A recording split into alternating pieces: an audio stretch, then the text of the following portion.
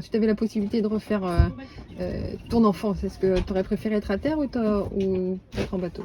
En bateau. D'accord. Et alors, comment est-ce que tu vis ça d'avoir une maison voilier bateau? Bah moi je trouve ça une aventure, que beaucoup de fois on fait des navigations et bah pour moi c'est impressionnant. Ça m'amuse aussi que pendant que t'as marre de l'école et pendant que tu fais une pause, t'as le droit d'aller nager ou des trucs comme ça. Vous avez les points positifs et les points négatifs, ce serait quoi? Bah je suis loin des copines et c'est très dur d'avoir des animaux de compagnie. Et je suis habituée à avoir un chat sur moi toutes les 5 minutes. Donc ouais, c'est ça. Des fois, j'ai un peu peur quand on est en navigation et que ça penche trop.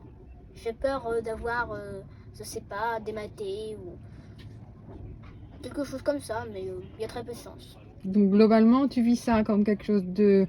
T'es plutôt contente ou t'es plutôt pas contente? Je suis plutôt contente.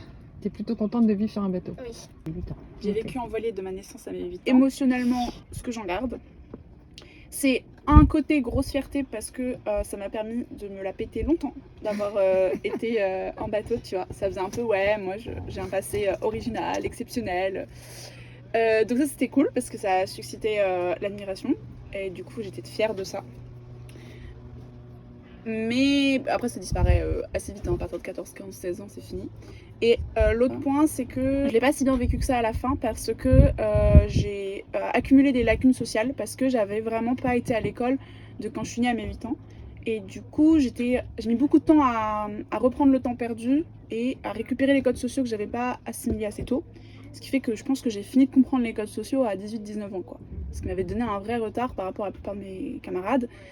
Mais l'avantage lié à ça, c'est que ça m'a permis aussi de développer pas mal une pensée différente. Je me rendais compte que j'avais pas forcément les mêmes réflexes que les autres, les mêmes façons de penser, ce qui peut être dur, mais une richesse, ça dépend des cas de figure, quoi.